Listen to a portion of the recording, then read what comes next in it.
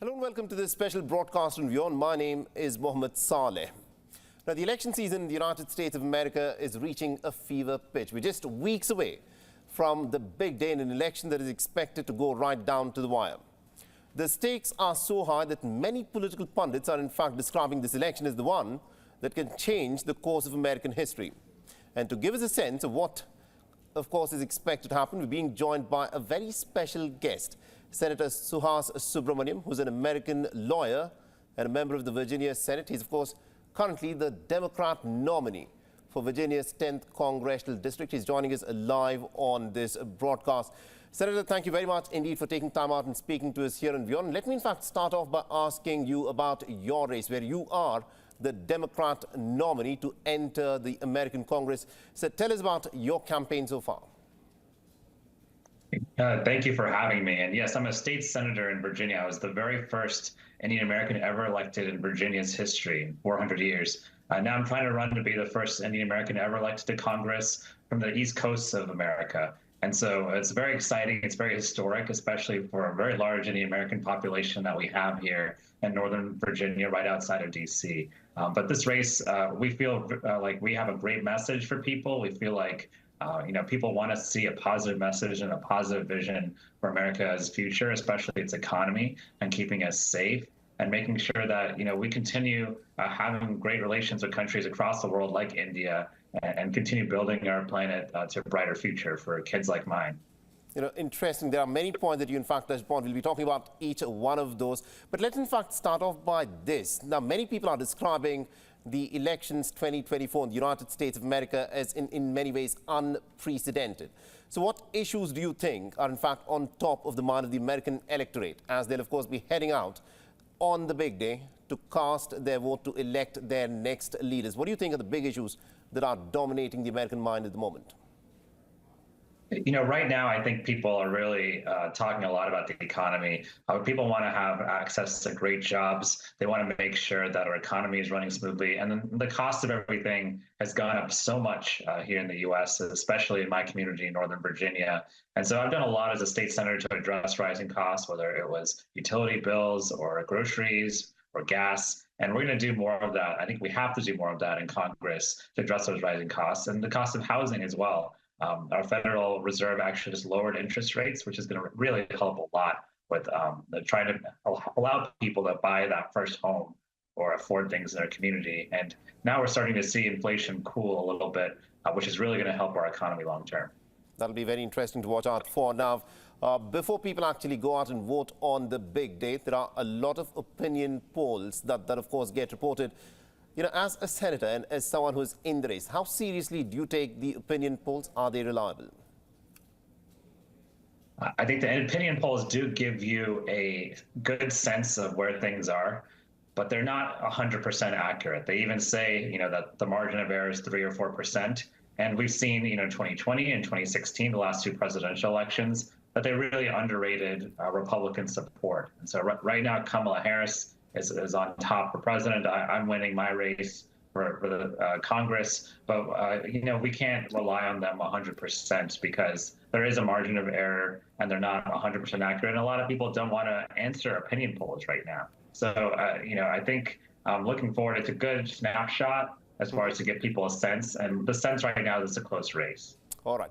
Now, one of the things which I'm pretty sure both the Republican camp and the Democrat camp would, of course, be looking for is the support that they get from a number of unions. For instance, the Teamsters International Brotherhood, which happens to be one of the biggest labor unions in the United States of America, has said that it will not endorse either the Democrats or the Republicans. How do you think that's likely to play out in the ballot box?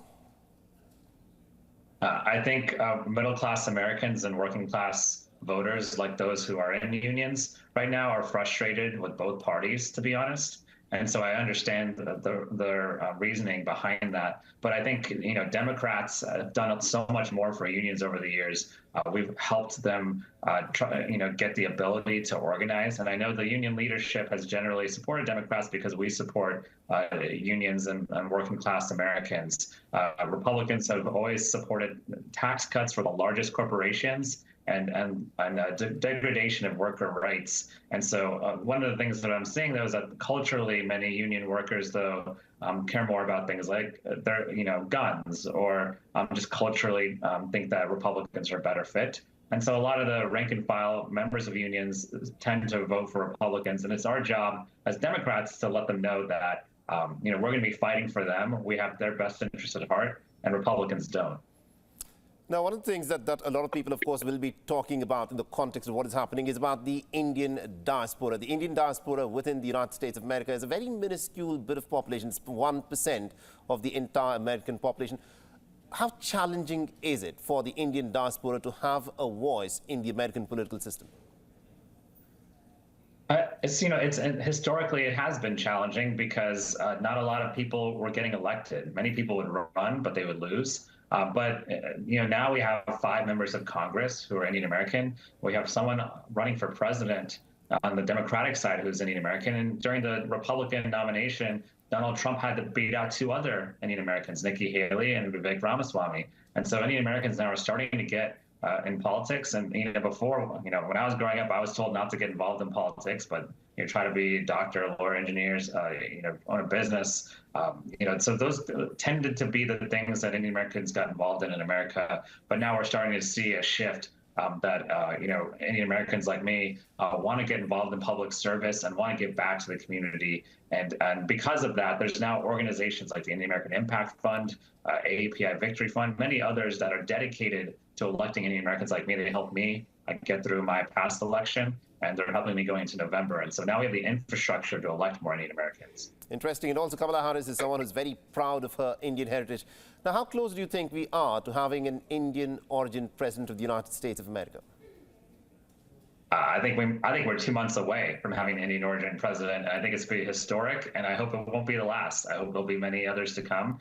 I hope that Indian Americans will have representation in Congress and at the local level too, where a lot of things matter. And I also hope that this means people of all different backgrounds and heritages can feel emboldened to also run themselves. And I also hope it means that the U.S.-India relationship continues to thrive and grow, because I know there's a lot of momentum behind it right now. That's something that is going to be watched very, very closely indeed, the India-US equation. Now, the Indian Prime Minister Narendra Modi will be in the United States of America for the upcoming Quad Summit. He'll be meeting with a number of leaders in the United States, both in the Democrat camp and, of course, in the Republican camp. How do you think the India-US equation will develop from the 2024 election onwards? I think both parties are committed to that relationship. For me, as someone who, my family came from India in the late 70s, and, we still go back frequently, and it's, there's still a family there. So it's important to me personally. But, you look at just from an objective standpoint, India is such a strategic ally for the United States and vice versa. And I think these are 2 of the most important democracies in the world. And so collaboration, cooperation on a number of fronts, whether it's technology, whether it's defense, whether it's just economic, it's good for both countries, and it's good for everyone. And so I think even if you take a step back from an objective standpoint, it makes total sense for both parties to work together to develop the U.S.-India relationship even further. All right, we'll have to leave it there. Thank you very much indeed, Senator Suhas Subramanyam, for taking time out from your very busy campaign and speaking to us here on WION. Thank you very much indeed. Thank you so much. For all the latest news, download the WION app and subscribe to our YouTube channel.